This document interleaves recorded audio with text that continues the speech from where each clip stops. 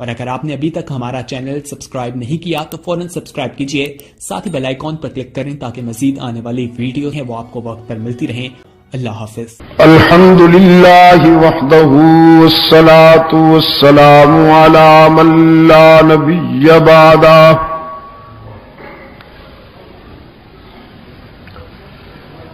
وعلى آلہ واصحابہ الذین اوفوا عہدہ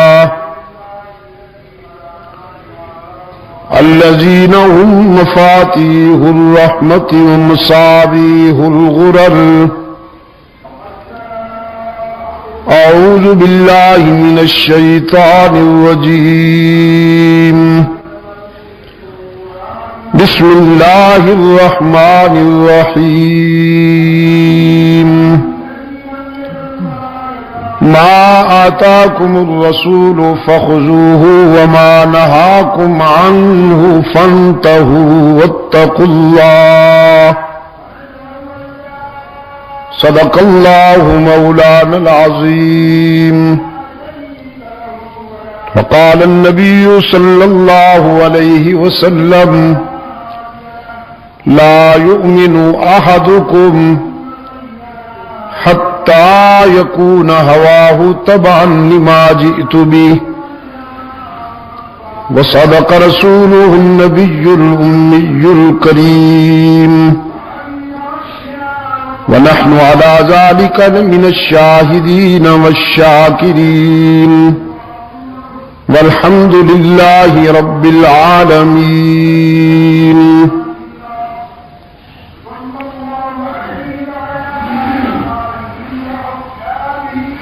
اگر مناسب سمجھے تو یہ دروازے بند کر دیں تاکہ وہ باہر سے آواز ڈسٹرب نہ کرے مجھے۔ باہر والے دوست، اللہ ایک دوستو،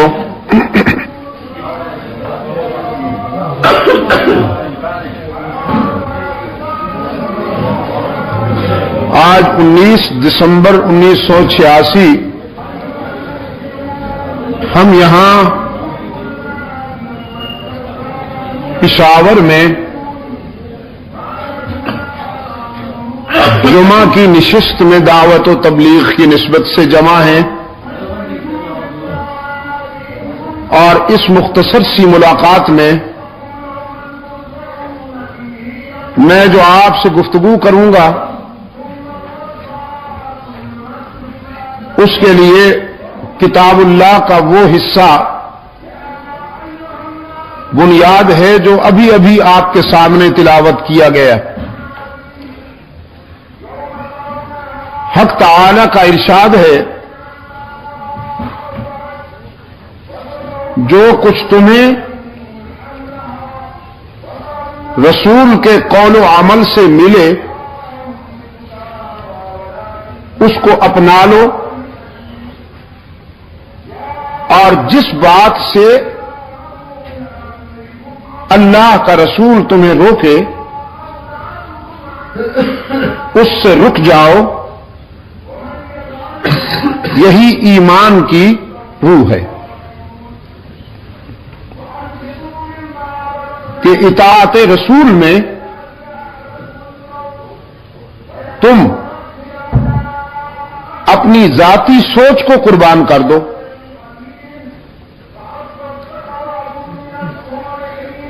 اللہ کے رسول صلی اللہ علیہ وسلم نے جو تمہارے لیے راستہ پسند کیا ہے وہی تمہارے لیے خیر کا راستہ ہے۔ جو تم سمجھتے ہو وہ اتنی خیر کا راستہ نہیں ہو سکتا جتنا کہ وہ راستہ خیر کا راستہ ہے جو تمہارے لیے اللہ کے رسول نے پسند فرمایا۔ جس بات کو تم نے اپنے لیے نقصان دہ سمجھا وہ بات تمہارے لیے اتنی نقصان دہ نہیں ہے جتنی تم سمجھتے ہو، بلکہ اصل میں نقصان دہ وہ بات ہے جو اللہ کے رسول نے تمہارے لیے نقصان دہ سمجھی۔ وہ ایک معیار قائم کر دیا قرآن کریم نے فرزندان اسلام کے لیے کہ اطاعت رسول میں صلی اللہ علیہ وسلم تمہیں اپنے جذبات اور احساسات کی قربانی دینی ہوگی، اور جب تک تم اپنے جذبات کی قربانی نہیں دو گے اس وقت تک اللہ کے رسول صلی اللہ علیہ وسلم کی اطاعت کا حق ادا نہیں ہو سکتا۔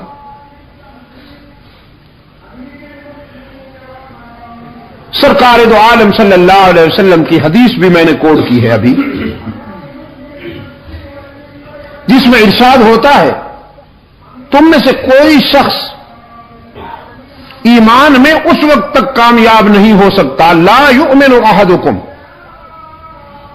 حتی یکون ہواہ تبعا لما جئت بہ، جب تک کہ اس کی خواہشات اور اس کے جذبات میری منشا کے تابع نہ ہو جائیں اس وقت تک تم میں سے کوئی شخص ایمان میں کامل نہیں ہو سکتا۔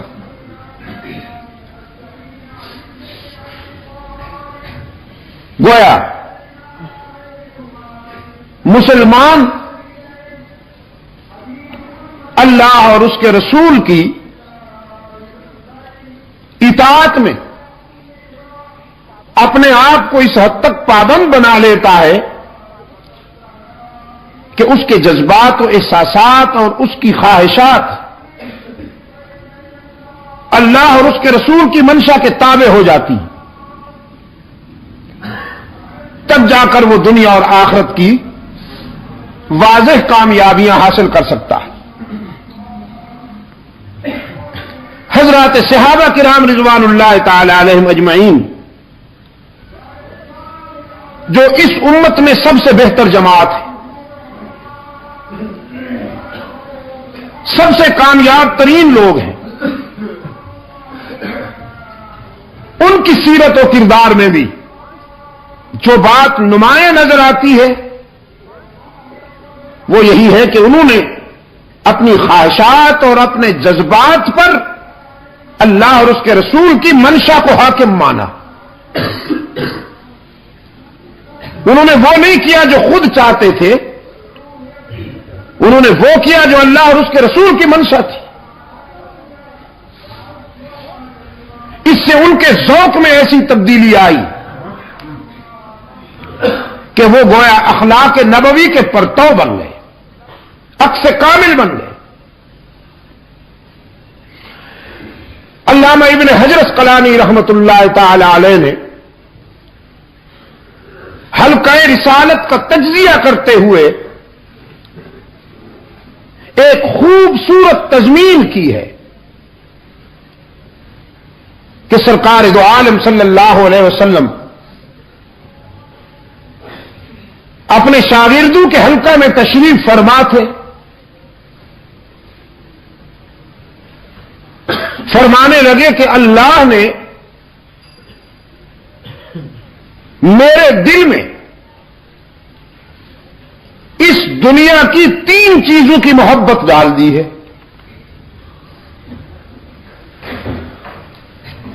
تین چیزوں کی محبت اللہ نے میرے دل میں ڈال دی ہے۔ صحابہ کرام رضوان اللہ تعالی علیہم اجمعین یہ معلوم کرنے کے لیے بے قرار ہو گئے کہ ہمارے آقا کو کون سی چیزیں پسند ہیں کہ ہم بھی انہیں چاہیں۔ یہ تو آپ جانتے ہیں کہ چاہنے والوں کے لیے محبوب کی پسند بھی محبوب ہوتی ہے۔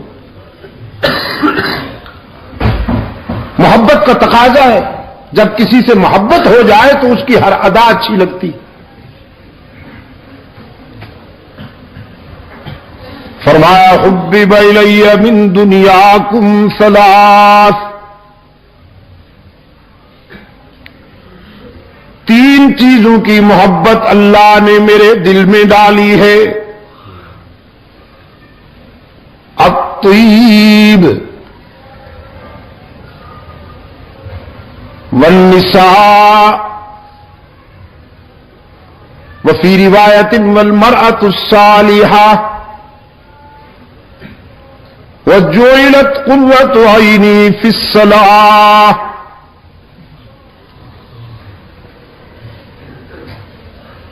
اللہ نے خوشبو کو بھی میرے دل میں محبوب بنا دیا ہے، خوشبو بھی بہت پسند ہے.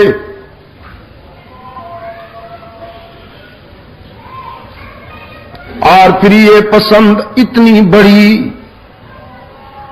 بڑی کہ خوشبوئیں حضور کو چاہنے لگیں. سرکار دو عالم صلی اللہ علیہ وسلم کا سراپا اقدس ہر وقت مہکتا تھا، عطر لگائے بغیر بھی خوشبوئیں ٹپکتی تھیں رحمت عالم صلی اللہ علیہ وسلم سے.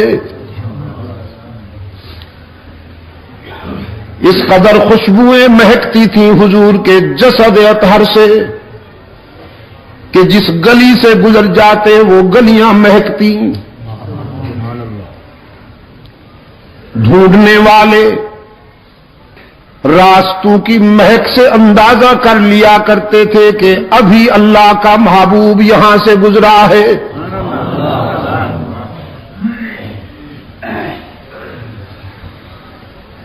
فرمایا نیک رفیقہ حیات بھی مجھے بہت پسند ہے، وہ بیوی جو اللہ کے حق بھی ادا کرے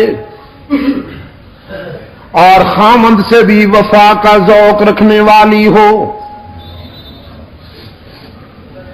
جس کی جبین میں اللہ کے سجدے تڑپتے ہوں اور جس کے جذبات میں خامند سے وفا کے حرارے ہوں. عبادت میں اللہ سے وفا کرے، عفت میں خامند سے وفا کرے. وہ رفیقہ حیات بھی مجھے بہت پسند ہے. اور تیسری بات فرمائی نماز تو میری آنکھوں کی ٹھنڈک ہے، میرے دل کا سکون ہے، آنکھوں کا نور ہے اور میرے دل کا سرور ہے نماز. سیدہ عائشہ صدیقہ رضی اللہ تعالی عنہا فرماتی ہیں اللہ کا محبوب عابد بن کر جب نماز کے لیے کھڑے ہوتے تو کبھی کبھی یوں لگتا کہ ساری رات عبادت میں گزر جائے گی. آنکھوں میں آنسو ہوتے تھے، لبوں پر اس کی حمد و تسبیح ہوتی تھی، اور عاجزی کا یہ عالم کہ دیکھنے والوں کو رحم آتا تھا رسول اللہ کی عاجزی اور تواضع پر. ہم تو اکڑ کے کھڑے ہوتے ہیں نا، کبھی یوں کھجلی ہو رہی ہے کبھی یوں کھجلی ہو رہی ہے. اور سیدہ عائشہ صدیقہ رضی اللہ تعالیٰ عنہا فرماتی ہیں دیکھنے والوں کو رحم آیا کرتا تھا رحمت للعالمین کی عاجزی پر. قیام اتنا طویل کہ ہم سوچتے شاید پوری رات قیام میں گزر جائے گی. رکوع اتنا طویل، خیال آتا کہ شاید پوری رات رکوع میں گزر جائے گی. پھر سجدہ اتنا طویل، گمان ہوتا کہ شاید پوری رات سجدے کے حالت میں گزر جائے گی. ایک رات شب بھر آنکھیں برستی رہیں، روتے رہے اور قرآن کریم کی یہ آیت بار بار دہراتے رہے ان تعذبہم فإنہم عبادک، ان تعذبہم فإنہم عبادک. میرے معبود اگر تو میری امت کے گناہ گاروں کو سزا دینے لگے، ان کی خطاؤں پر ان کی گرفت کر لے، ان کے گناہوں کی سزا دینے لگے، تو تجھ سے کون پوچھنے والا ہے، تجھے کون روکنے والا ہے؟ بندے جو تیرے ہیں، اگر ان کو ان کی خطاؤں پر تو گرفت کر لے تو بھی تجھے روکنے والا کوئی نہیں۔ وَإِن تَغْفِرْ لَهُمْ، اور اگر میرے آنسوں کی لاج رکھتے ہوئے تو انہیں معاف کر دے تو بھی تجھ سے پوچھنے والا کوئی نہیں۔ سیدہ عائشہ صدیقہ رضی اللہ تعالی عنہا فرماتی ہیں، رحمت عالم صلی اللہ علیہ وسلم کے پائے اقدس سوج جاتے تھے، رو رو کر آنکھوں پہ ورم آ جایا کرتا تھا۔ ایک صبح رقت کے ساتھ سیدہ فرماتی ہیں، اللہ کے محبوب آپ تو معصوم ہیں، آپ کی ذات سے خطا و سہو کا کوئی تصور بھی نہیں، پھر اس قدر عاجزی کیوں کرتے ہیں، اس قدر تواضع کیوں کرتے ہیں، ساری رات روتے رہتے ہیں؟ رحمت عالم صلی اللہ علیہ وسلم نے فرمایا، افلا اکون عبدا شکورا، عائشہ میں اس کا شکر کیوں نہ ادا کروں جس نے یتیم کو سارے نبیوں کا امام بنا دیا۔ اس نے اپنے لطف و عطا میں کوئی کمی کی ہے کہ میں اس کے شکر میں کمی آنے دوں؟ فرمایا وجعلت قرۃ عینی فی الصلاۃ، نماز تو میرے آنکھوں کی ٹھنڈک ہے۔ فقام ابو بکر، صدیق اکبر رضی اللہ تعالی عنہ کھڑے ہوئے، وفاؤں کا بادشاہ، وفاؤں کا بادشاہ، جب ہر طرف سے انکار ہو رہا تھا صدیق اکبر نے اقرار کیا، وفاؤں کا بادشاہ۔ جب ساری دنیا سوشل بائیکاٹ کر رہی تھی رحمت عالم سے، صدیق اکبر نے ایثار کا معیار قائم کر دیا۔ جب پتھر پھینکے جا رہے تھے صدیق اکبر نے سینے پہ پتھر کھائے۔ رحمت عالم صلی اللہ علیہ وسلم اس لیے فرمایا کرتے تھے، سب کے احسانات کا بدلہ چکا دیا ہے، لیکن ابو بکر میرا وہ یار ہے کہ اس کے احسانات کا بدلہ حشر میں اللہ ادا کرے گا۔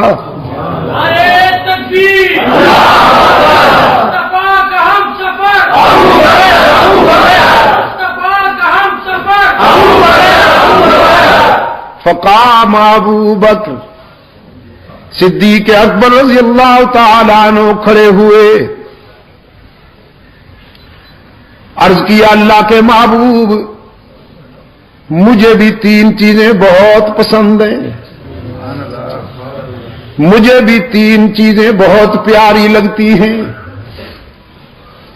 فاروق اعظم رضی اللہ تعالیٰ عنہ فرماتے ہیں، ہم نے اپنے خیالات میں تین پسندیدہ چیزیں تلاش کرنا شروع کی کہ ابو بکر نے جب حضور کے بعد اپنی پسند کی تین چیزیں بیان کرنی ہے تو ہم بھی کریں۔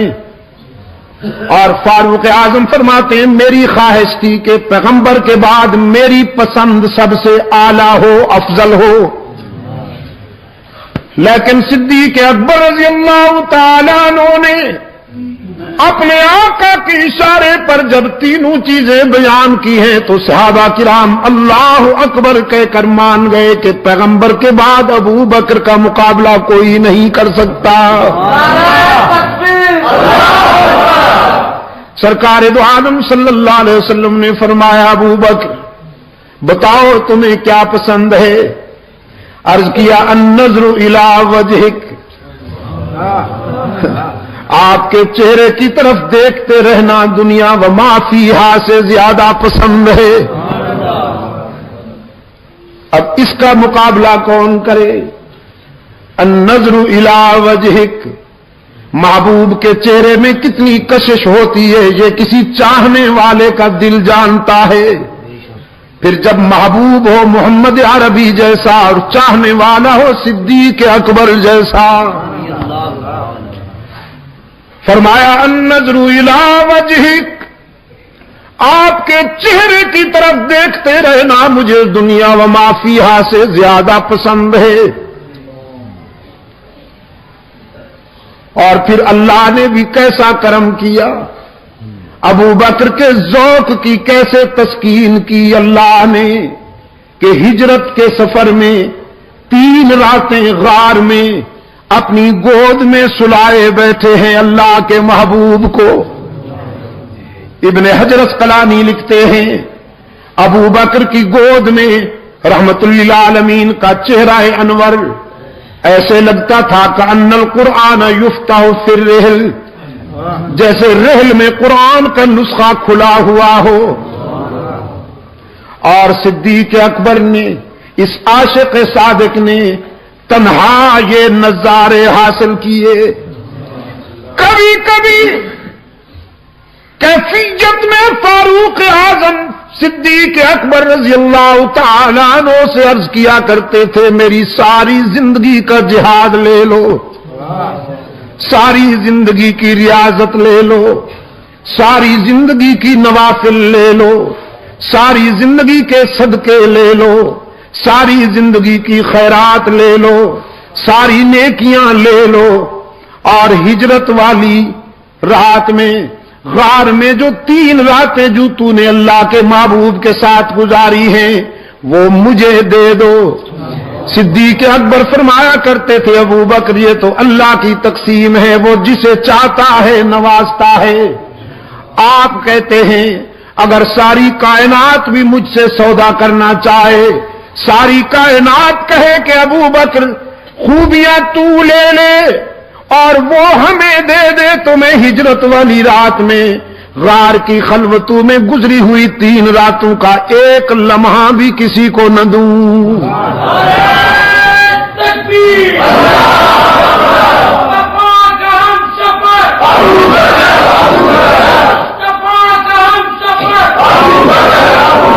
النظر الی وجہک، آپ کے چہرے کی طرف دیکھتے رہنا دنیا و ما فیہا سے زیادہ پسند ہے. وَإِنفَاقُ مَالِي عَلَىٰ أَمْرِكَ، آپ کی منشا پر اپنا سب کچھ قربان کر دینا بھی بہت پسند ہے. میرے آقا جب آپ چاہیں تو گھر میں سوئی بھی نہ رہنے دوں، جب آپ کے دین کو ضرورت پڑے تو اپنے گھر کے برتن بھی لٹا دوں، اپنا لباس بھی حاضر کر دوں. وَإِنفَاقُ مَالِي عَلَىٰ أَمْرِكَ، آپ کے حکم پر، آپ کی منشا پر اپنا سب کچھ لٹا دینا بھی بہت پسند ہے. وَأَن يَكُونَ بِنْتِي فِي بَيْتِكَ، اور میری بیٹی کا آپ کی رفیقہ حیات بن کر رہنا بھی مجھے بہت پسند ہے. مجھے آپ کا سسر کہا جائے، آپ کو میرا داماد کہا جائے، یہ نسبتیں اور قسمتیں بھی بہت پسند ہیں. بازی تو جیت لی، ہاں پہلا نمبر تو لے لیا صدیق اکبر نے.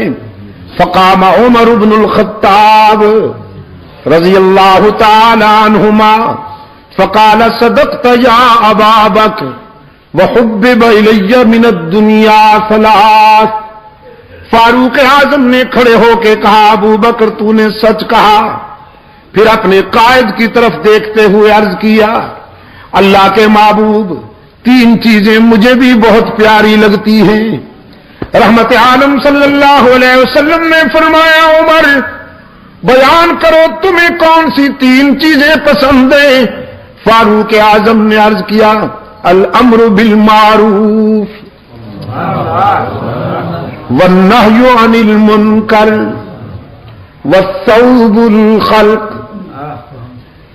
یہ آپ کو اولیاء کرام کی نشانیاں بتا رہا ہوں کہ اولیاء کرام کیسے ہوتے ہیں. فاروق اعظم نے عرض کیا اللہ کے محبوب نیکیوں کی اشاعت کرنا بہت پسند ہے، معروفات کی اشاعت کرنا بہت پسند ہے، اور برائیوں کا خاتمہ کرنا مجھے بہت پسند ہے، امر بالمعروف نہی عن المنکر بہت پسند ہے، اور تیسری بات عرض کی پھٹا پرانا لباس پہننا بھی بہت پسند ہے۔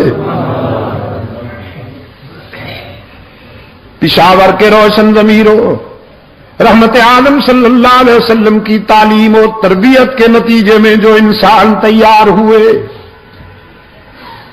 ابھی میرا عزیز کہہ رہا تھا نا عبد الباسط سلمہ کہ انہوں نے اپنے کردار سے انسانیت کا معیار قائم کر دیا، معیار قائم کر دیا انسانیت کا، کہ جو سنا اس پر عمل کر کے دکھایا، جو کہا اس پر عمل کر کے دکھایا۔ حضرت زید رضی اللہ تعالیٰ عنہ فرماتے ہیں فاروق اعظم کے نام کی جلالت عرب و عجم تک محسوس کی جا رہی تھی، باطل لرزتا تھا ایوانوں میں فاروق کا نام سن کر، کیسر و کسرا کا جنازہ اٹھ گیا تھا اس جلیل القدر کے کردار کی، جلیل القدر انقلابی انسان کے کردار کی دھمک نے باطل کا منہ کالا کر دیا تھا۔ خط لکھتے ہیں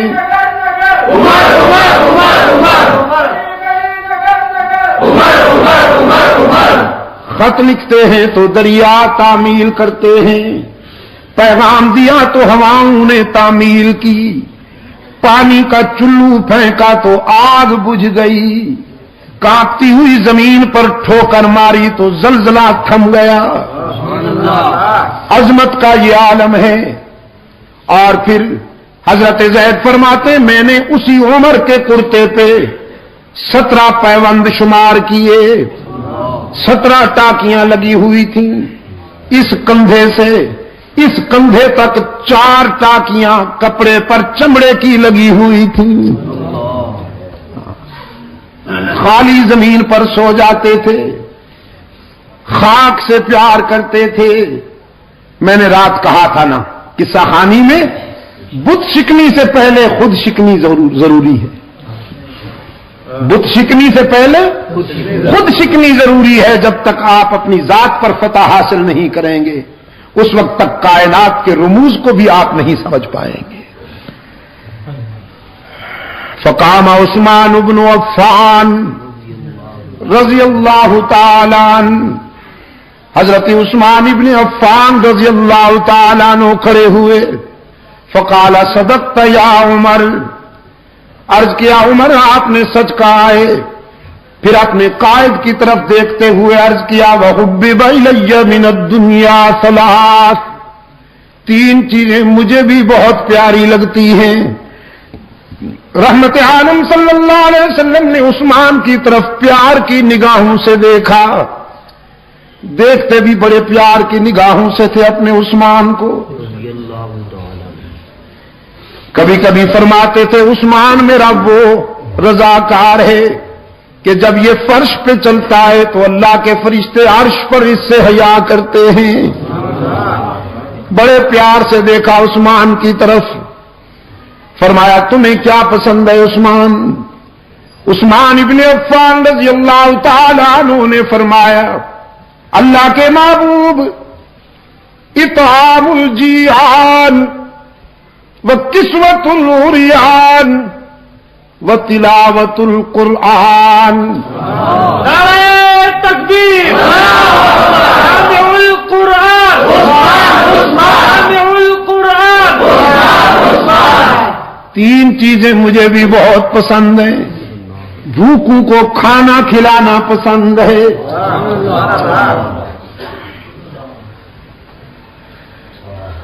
نادار اور کمزور لوگوں کو نیا لباس پہنانا پسند ہے، اور یہ وہ خوبیاں ہیں عثمان کی کہ زمانہ اسلام سے پہلے بھی عثمان کے دسترخوان پر بے شمار بھوکے کھانا کھاتے تھے، تلاش کرتے تھے کوئی نادار مل جائے، کوئی غریب الحال مل جائے کہ اس کے آنسو اپنے دامن میں لے لوں اور اپنی خوشیاں اس کے دامن میں ڈال دوں۔ اس وجہ سے عثمان ابن عفان کی مقبولیت کا یہ عالم تھا کہ زمانہ اسلام سے پہلے بھی عورتیں جب اپنے بچوں کو سلاتی تھیں، لوریاں دیتی تھیں، تو اپنے بچوں سے کہتی تھی سو جا میرے لال، میں تجھ سے اس طرح پیار کرتی ہوں جیسے قریش عثمان ابن عفان سے پیار کرتے ہیں۔ فرمایا اطعام الجیعان، بھوکوں کو کھانا کھلانا پسند ہے۔ یہ میں آپ کو اس لیے نہیں سنا رہا میرے عزیز دوستوں کہ آپ سنیں اور مزے لے لیں اور بس پھر بھول جائیں، میں اس لیے آپ کے دلوں میں یہ سچائیاں اتار رہا ہوں کہ اللہ آپ میں بھی یہ اخلاقی خوبیاں پیدا کریں۔ سرکار دو عالم صلی اللہ علیہ وسلم نے فرمایا اس نیک آدمی سے کہہ دو جو ساری رات عبادت کرتا ہے، تسبیح ہاتھ میں رکھتا ہے، ہر سال حج پہ جاتا ہے، عمرے بھی ادا کرتا ہے، ذکر و فکر میں محو رہتا ہے، لیکن جو رات کو پیٹ بھر کر سو جائے اور اس کے پڑوس میں کوئی انسان بھوکا تڑپتا رہے، رحمت للعالمین صلی اللہ علیہ وسلم نے فرمایا اس عابد شب زندہ دار سے کہہ دو کہ وہ ہم میں سے نہیں، ہم اس میں سے نہیں۔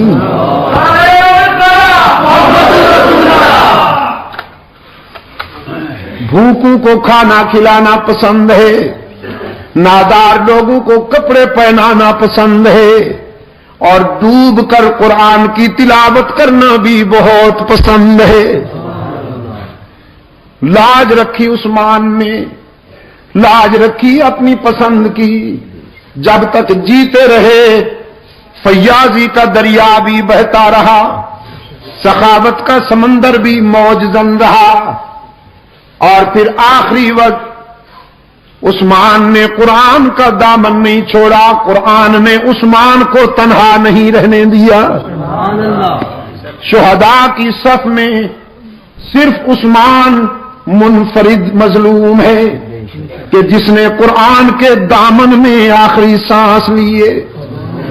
40 دنوں کے محاصرے میں جب سبائی ایجنٹ یہودی گنڈے جو کہلاتے تو اپنے آپ کو اسلامی تھے کہ ہم جماعت اسلامی ہیں، کہلاتے تو اپنے آپ کو اسلامی تھے، قرآن بھی ان کے ہاتھ میں تھے، داڑیاں بھی تھیں، لیکن عثمان کو خائن کہتے تھے، عثمان کو اقربا پرور کہتے تھے، عثمان پر الزام تراشیاں کرتے تھے۔ ان سیاسی گنڈوں نے حضرت عثمان کے گھر کا محاصرہ کیا، 40 دن تک عثمان پر آب و دانہ بند رکھا، پھر 40 دنوں کے بعد عثمان مظلوم پر یلغار کی۔ حضرت علی رضی اللہ تعالی عنہ حضرت عثمان کے پاس آتے ہیں، کہتے ہیں عثمان اب آپ کی مظلومیت برداشت نہیں، آپ امیر المومنین ہیں، ہم آپ کی حکم عدولی بھی نہیں کر سکتے، آپ ہمیں اجازت دیجئے کہ ہم ان گنڈوں کو ٹھکانے لگا دیں، یہ مٹھی بھر شرپسند ہیں، تخریب کار ہیں، اجازت دیجئے۔ عثمان سب کچھ سننے کے بعد فرماتے ہیں علی میرا ضمیر گوارا نہیں کرتا کہ میری وجہ سے خون ریزی ہو اور مدینے کی گلیاں انسان کے خون سے سرخ ہو جائیں۔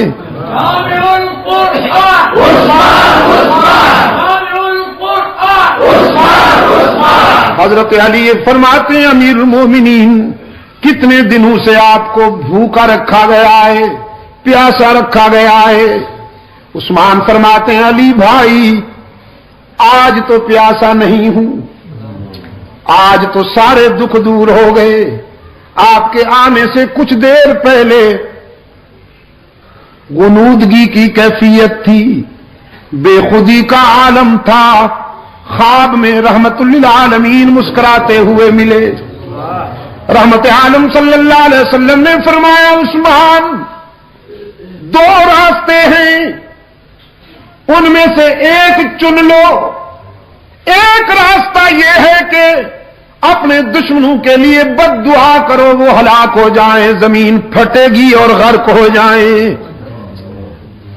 اور دوسرا راستہ ہے صبر والا. دوسرا راستہ ہے صبر والا. پہلا راستہ ہے جذبات والا اور دوسرا راستہ ہے صبر والا. تو اگر صبر کرو روزہ رکھا ہوا ہے آپ نے افطاری ہمارے ہاں عالم برزخ میں آ کے کرنا. حضرت عثمان نے فرمایا میں نے اپنے آقا سے کہہ دیا ہے حضور میں دوسرا راستہ پسند کرتا ہوں صبر کروں گا.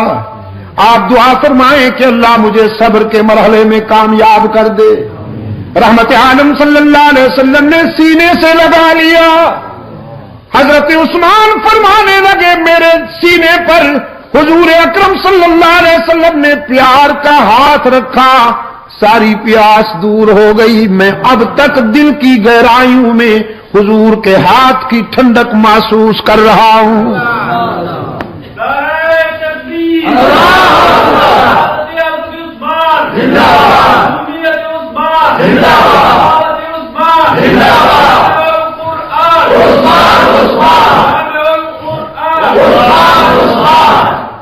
اور فرمانے لگے علی میرے آقا نے فرما دیا ہے کہ آج افطاری حضور کے دسترخوان پہ ہونے والی ہے. نظام کائنات درہم برہم ہو سکتا ہے میرے آقا کا اشارہ غلط نہیں ہو سکتا. صبر کروں گا آپ بھی صبر کیجئے. نماز عصر پڑھی لباس بدلا قرآن کو سامنے کھول کر بیٹھ گئے.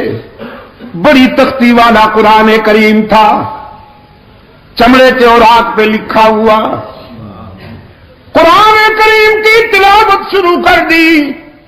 پہلے پارے کی آخری آیتیں تلاوت ہو رہی تھی کہ قاتل دیوار پھاند کر اندر آ گئے. حضرت عثمان کے سینے میں انہوں نے سلاخیں اتاری داڑھی مبارک کو پکڑ کر نوچا سینے میں سلاخیں اتاری. گھائل ہو کر حضرت عثمان کے سینے سے خون کا فوارہ نکلا. قرآن نے اپنے ورقوں میں محفوظ کر لیا. قرآن کے ورقے خون عثمان سے رنگین ہو گئے. اور پھر جب گھائل ہو کر گرے تو عثمان قرآن ہی کے دامن میں جا گرے. عثمان نے قرآن کو اور قرآن نے عثمان کو سینے لگا کر یاری پکی کر لی نا. حشر کے میدان میں شہداء جب اللہ کی عدالت میں پیش ہوں گے کسی شہید کی شہادت کی گواہی ریت کے ذرے دیں گے. کسی شہید کی شہادت کی گواہی تلوار کی دھار دے گی. کسی شہید کی شہادت کی گواہی خنجر دے گا. کسی شہید کی شہادت کی گواہی خون گریبان دے گا تیر و کمان دے گا. عثمان وہ مظلوم ہے اس کی شہادت کی گواہی اللہ کا قرآن دے گا. عثمان نے جان دے دی لیکن قرآن کا دامن نہ چھوڑا. اطعام الجیان وکسوۃ العریان وتلاوۃ القرآن تین چیزیں عثمان نے بیان کی. فقام علی بن ابی طالب رضی اللہ تعالی عنہ فقال صدقت یا عثمان. حضرت علی کھڑے ہوئے فرمایا عثمان آپ نے سچ کہا ہے. پھر اپنے قائد کی طرف دیکھتے ہوئے عرض کیا وحبب الی من الدنیا ثلاث. اللہ کے محبوب مجھے بھی تین چیزیں بہت پسند ہیں. رحمت عالم صلی اللہ علیہ وسلم نے شفقت کی نگاہوں سے اپنے پیارے علی کو دیکھا. فرمایا علی بیان کرو تمہیں کیا پسند ہے. عرض کیا الخدمت للضعیف والضرب بالسیف والصوم فی الصحیف، مہمان کی خدمت کرنا بھی بہت پسند ہے، راہ حق میں تلوار چلانا بھی بہت پسند ہے، اور شدید گرمیوں میں روزے رکھنا بھی بہت پسند ہے۔ نعرہ تکبیر، چمن چمن کلی کلی، چمن چمن کلی کلی۔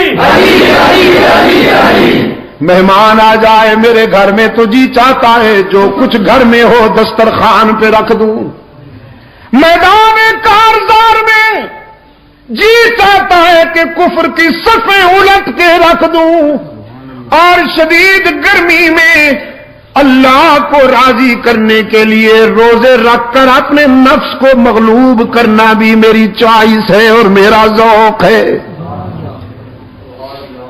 علی کے روزے، کھجور کا دانہ پانی پی کر سحری کر لی، اور پھر نان جمی سے افطاری کر لی۔ ہماری سحریاں اور ہماری افطاریاں، اللہ اکبر، سحری اتنی بھرپور کہ افطاری تک کھانے کو کچھ جی نہ چاہے، پھر افطاری اتنی بھرپور کہ سحری تک کچھ طلب ہی نہ رہے۔ اللہ قبول فرما لے۔ رمضان تو آتا ہے روحانیت کی تعمیر کے لیے کہ ذرا باڈی کلوز ہو جائے، روح میں طاقت آ جائے۔ ہم رمضان میں بھی جسم کو پالتے ہیں، باڈی پلتی ہے ہماری، ورنہ حضرت علی رضی اللہ تعالیٰ عنہ کی افطاری کا یہ عالم ہے۔ افطاری تیار ہو رہی ہے، نان جمی تیار ہو رہا ہے، سیدہ فاطمہ کے ہاتھ روٹیاں بنا رہے ہیں۔ افطاری کا وقت قریب آ گیا، ایک ایک روٹی سب کے آگے رکھی ہے۔ باہر دستک ہوئی، انا ابن السبیل، مسافر ہوں، سوالی کی آواز آئی۔ حضرت علی رضی اللہ تعالیٰ عنہ نے اپنی روٹی اٹھا کر اپنے بڑے فرزند حضرت حسن کو دیتے ہوئے فرمایا، جاؤ لخت جگر میرے حصے کی روٹی سوالی کو دے کے آ جاؤ، میں پانی پی کر افطاری کر سکتا ہوں۔ حضرت حسن رضی اللہ تعالیٰ عنہ نے روٹی لے لی، عرض کیا ابا حضور اگر اجازت ہو تو میں اپنے حصے کی روٹی بھی سوالی کے لیے لے جاؤں۔ فرمایا سبحان اللہ، اس میں اجازت کی کون سی بات ہے۔ شہید کربلا رضی اللہ تعالیٰ عنہ حضرت حسین نے بھی اپنے حصے کی روٹی اٹھا کے حسن کے دامن میں ڈال لی۔ تینوں روٹیاں لے کر جب حضرت حسن جانے لگے تو سیدہ فاطمہ اس میدان میں کیسے پیچھے رہتی؟ انہوں نے تو سخاوت کے گر محمد کی گود میں سیکھے تھے، انہی کی تو تعلیم و تربیت تھی۔ فرمایا بیٹے میرے حصے کی روٹی بھی سوالی کے لیے لے جاؤ، میں بھی محمد کا خون ہوں نا، پانی سے افطاری کر لوں گی۔ چاروں روٹیاں لے جانے لگے حضرت حسن، سیدنا علی کی خادمہ حضرت فضہ خادمہ اور کنیز تڑپ اٹھی اور اپنے حصے کی روٹی اٹھا کر بھی حسن کے دامن میں ڈال دی۔ عرض کیا شہزادے میرے حصے کی روٹی بھی سوالی کے لیے لے جاؤ، تاکہ دنیا کو پتہ چل جائے کہ صرف علی کا گھرانہ ہی سخی نہیں ہوتا، علی کے غلام بھی سخی ہوتے ہیں۔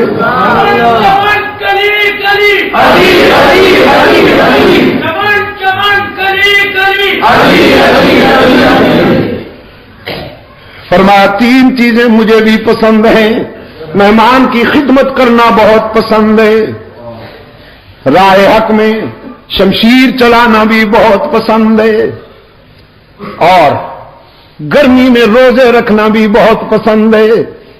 ابن حجر اسقلانی لکھتے ہیں فَبَيْنَاهُمْ إِذْ جَاءَ جِبْرَائِیل، یہ باتیں ہو رہی تھیں کہ جبرائیل امین آ گئے۔ فَقَالَ أَرْسَلَنِيَ اللَّهُ تَعَالَى لَمَّا سَمِعَ مَقَالَتَكُمْ، اللہ کے محبوب یہ مذاکرہ فرش پہ ہو رہا تھا، اللہ نے مجھے عرش سے بھیجا ہے کہ میں بھی اس مذاکرے میں شامل ہو جاؤں۔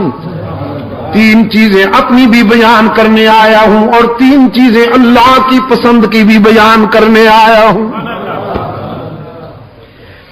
فرمایا ان کنتم من اہل الدنیا، اگر میں دنیا والوں میں سے ہوتا تو پھر سنیے 3 چیزیں میری بھی پسند کی ہیں. ارشاد الضالین، گم کردہ راہوں کو سیدھے راہ پہ ڈالنا پسند ہے. جن سے راستہ کھو جائے انہیں صراط مستقیم پر لگانا پسند ہے. ومعاونۃ اہل عیال الموسرین، ارشاد الضالین ومعاونۃ اہل عیال الموسرین والحب للغرباء القانتین.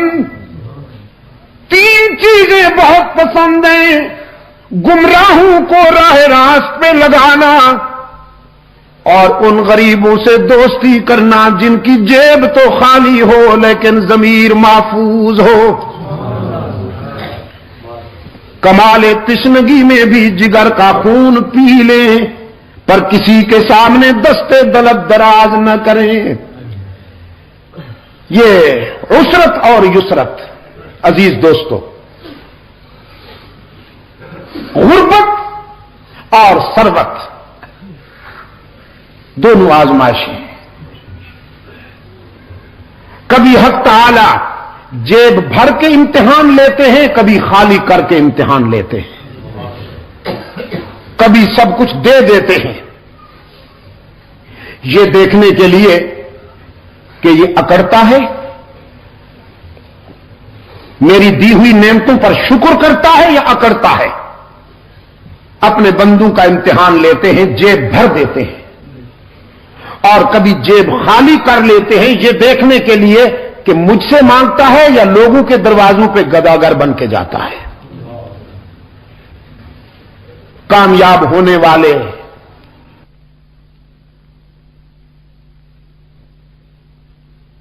کام لیا کرتے ہیں. حضرت روح الامین نے انہی کی بات کرتے ہوئے فرمایا، بعض امیر غریبوں سے دوستی کرنا بھی بہت پسند ہے، اور جن کے حجال زیادہ ہوں، بچے زیادہ ہوں اور آمدنی کم ہو، مخفی طریقے سے ان کا تعامل کرنا بھی بہت پسند ہے. مخفی طریقے سے، تاکہ ان کی عزت نفس مجروح نہ ہو. وہ رات کو سو جائیں، میں ان کے گھر میں غلے کی بوریاں ڈال آؤں، صبح یہ بھی پتہ نہ چلے کہ کون ڈال گیا تھا. کیونکہ کوئی عزت نفس والا، کوئی خوددار انسان کیوں کسی سے لے؟ کیا کہا اقبال نے کہ منعم کو گدا کے ڈر سے بخشش کا نہ ہو یارا. جزاک اللہ. منعم کو گدا کے ڈر سے بخشش کا نہ ہو یارا. یہ ہے مومن کی خودداری اور اس کی عزت نفس، سیلف ریسپیکٹ، کہ اس کو کوئی دینا بھی چاہے تو اس کی عزت نفس کے ڈر سے نہ دے سکے کہ کہیں یہ ٹھکرا نہ دے کہ تو کون ہے مجھ کو دینے والا، میں تو اللہ سے لینے والا ہوں. کسی بندے سے لینا میری عزت نفس کی توہین ہے. کہ منعم کو گدا کے ڈر سے بخشش کا نہ ہو یارا. ان لوگوں کا تعاون کرنا پسند ہے. 3 چیزیں روح الامین نے بیان کی. اب صحابہ کرام بھی رحمت للعالمین بھی صلی اللہ علیہ وسلم یہ سننے کے لیے بے قرار تھے کہ ہمارے رب کو کیا پسند ہے. حضرت روح الامین نے عرض کیا اپنے بندوں کی طرف سے 3 چیزیں اللہ کو بھی بہت پسند ہیں. بذل الاستطاع والصبر عند الفاقہ والبکاء عند الندامہ. جب کوئی جوان اپنی جوانی اور اپنا شباب اللہ کے راستے میں خرچ کرتا ہے تو وہ بھی اللہ کا محبوب بن جاتا ہے. اسے بھی اللہ بہت پیار کرتے ہیں. غزوہ احد میں سرکار دو عالم صلی اللہ علیہ وسلم کے قریب ایک من چلا سا نوجوان آیا. ہاتھوں میں اس کے کھجور کا خوشہ تھا، تازہ کھجوروں کا خوشہ تھا. عرض کیا اللہ کے محبوب، یہ میری چمکتی ہوئی رانا جوانی، اگر میں اسے قربان کر دوں، ٹکرا جاؤں اللہ کے دشمنوں سے، تو کیا ملے گا؟ رحمت عالم صلی اللہ علیہ وسلم نے فرمایا اللہ کی خوشنودی اور اس کی مسکراہٹ ملے گی.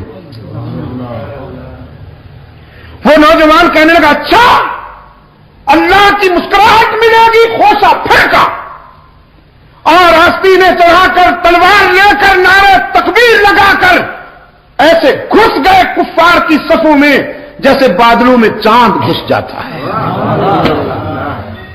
سرکار دو عالم صلی اللہ علیہ وسلم نے وہ منظر بڑی شفقت کے ساتھ دیکھا، بڑی گہری توجہ کے ساتھ دیکھا کہ کفار کے پاؤں اکھڑ گئے. وہ جگر جاتا تھا، لاشوں کے انبار لگاتا جاتا تھا، اور پھر زخم کھاتا ہوا آگے بڑھتا چلا گیا. کسی نے پوچھا نوجوان کہاں جاتے ہو؟ وہ نوجوان پلٹ کے دیکھتا ہے، چہرے پہ مسکراہٹ ہے، خون بھی ہے اور چہرے پہ مسکراہٹ ہے. کہنے لگا کیوں روکتے ہو؟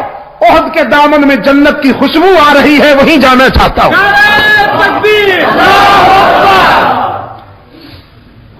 اور اسی جذبے کے ساتھ جان دے ڈالی اس نے. یہ جوانی بھی اللہ کو بہت پسند ہے. بذل الاستطاعہ، حق تعالی جسے شباب عطا فرمائے، خون کی حرارتیں عطا فرمائے، یہ ہے تو چند روز کی مہمان. اور اگر کوئی جوان اپنی جوانی کو اللہ کی مرضی پر خرچ کر ڈالے تو فرمایا وہ جوان بھی اللہ کو بہت پیارا لگتا ہے.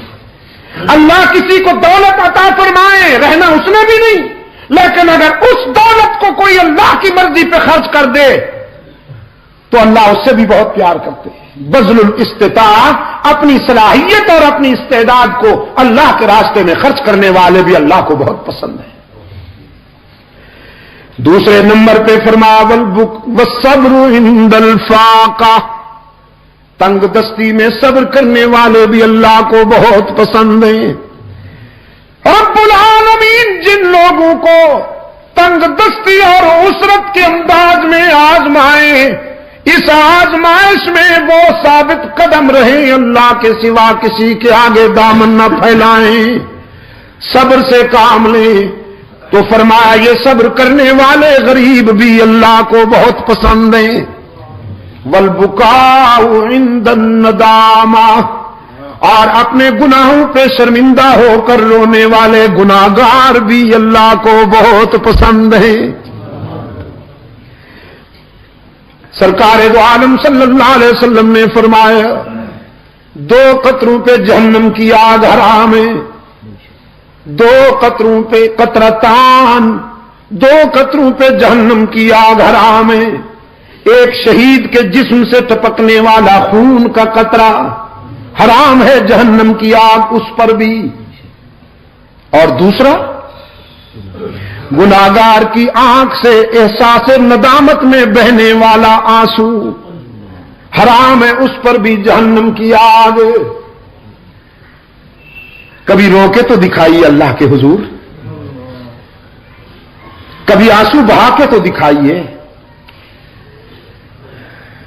کتنے پیار سے فرمایا قال ربكم ادعوني استجب لكم ان الذين يستكبرون عن عبادتي سيدخلون جهنم داخرين.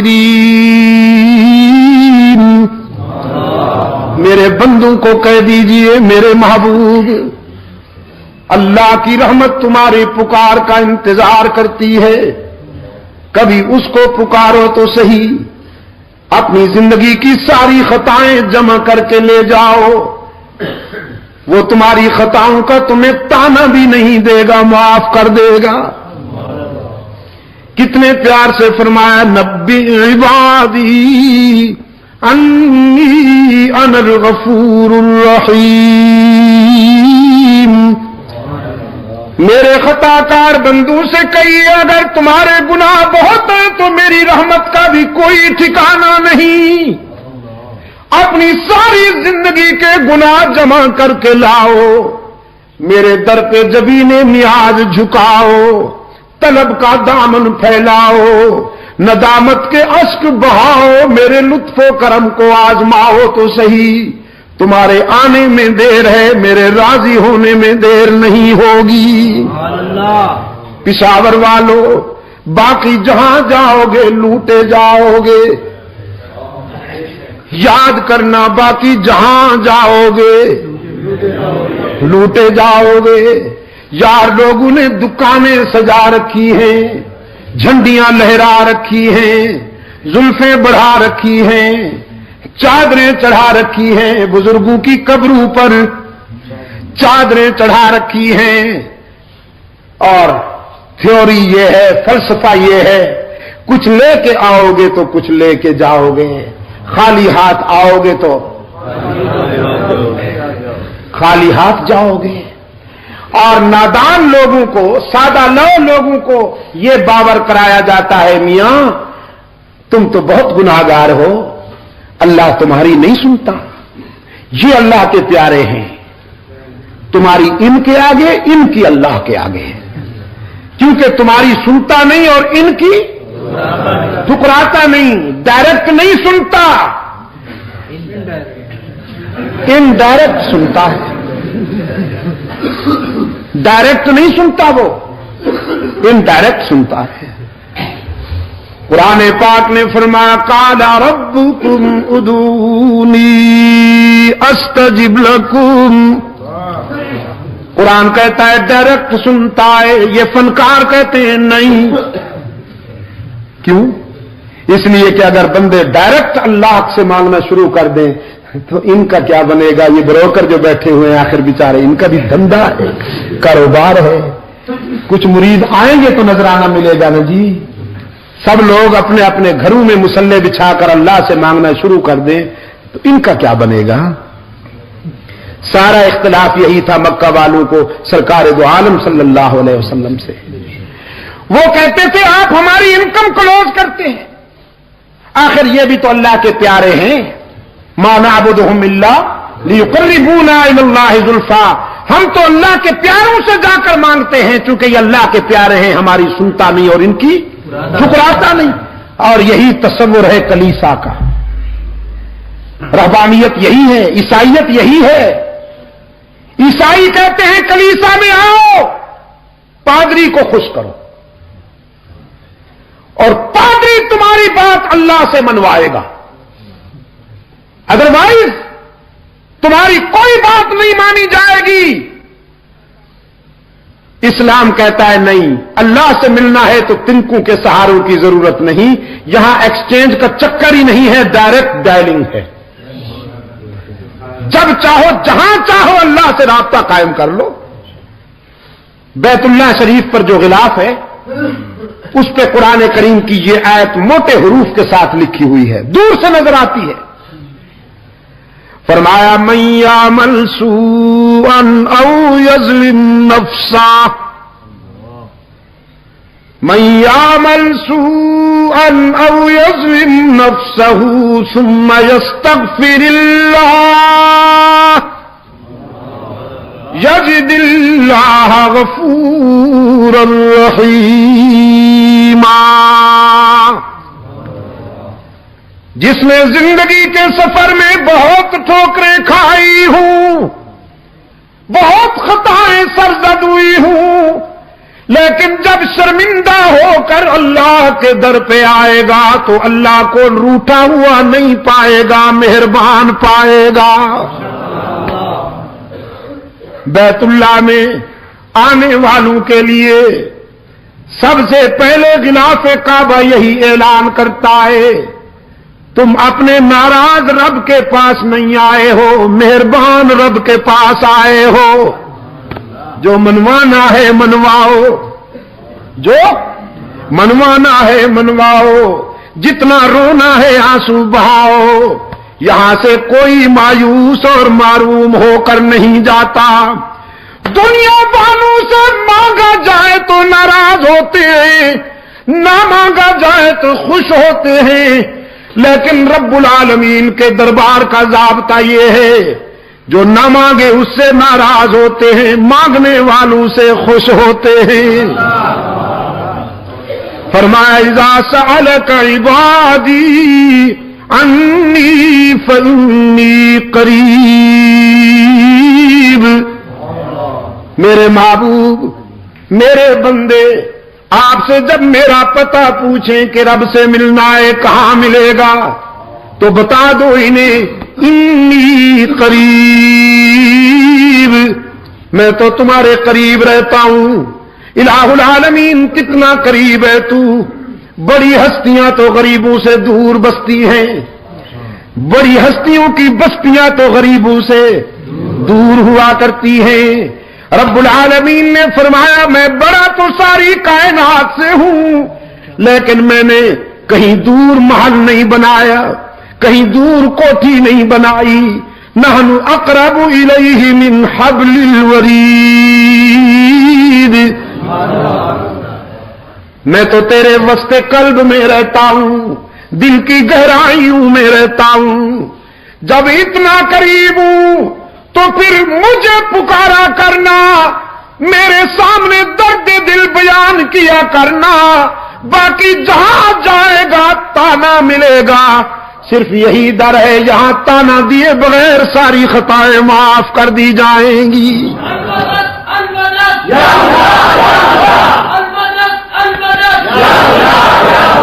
حدیث قدسی ہے، سرکار دو عالم صلی اللہ علیہ وسلم نے فرمایا ہے، میرا رب کہتا ہے جب کوئی بوڑھا گناہگار میرے در پہ روتا ہوا آئے، جس کے نامہ اعمال میں ایک بھی خوبی نہ ہو، ساری زندگی بغاوت میں گزار دی، شباب کا نشہ تھا، جوانی کا غرور تھا، دولت کی مستی تھی، برادری اور پارٹی کی ترنگ تھی، رگوں میں گرم گرم خون کی روانی تھی، بغاوت میں زندگی گزار دی، لیکن اب زندگی کی شام ہو گئی، آنکھوں سے بینائی چلی گئی، کان سے سماعت چلی گئی، زبان لڑکھڑانے لگی، دماغ شل ہو گیا، کمر جھک گئی، ہاتھوں پاؤں میں لرزہ طاری ہو گیا، بالوں میں سفیدی اتر آئی، بیماریوں نے یلغار کر دی، معدہ کچھ ہضم نہیں کرتا، اور سب سے بڑا المیہ جیب خالی ہو گئی، اولاد پرواز کر گئی، لوگوں نے بھی نگاہیں پھیر لی، ساری دنیا سے ٹھکرایا ہوا یہ بوڑھا نشان عبرت بن کر اللہ کے در پہ آتا ہے اور خالی ہاتھ آتا ہے، اللہ کے حضور آ کر اشک بہاتا ہے کہ تنگ دستی کے جو عالم میں میں گھبراتا ہوں۔ یہ بھی کسی کسی کی قسمت ہوتی ہے کہ وہ اپنے در پہ بلا لے۔ تنگ دستی کے جو عالم میں میں گھبراتا ہوں، پر در غیر پہ جاتے ہوئے شرماتا ہوں،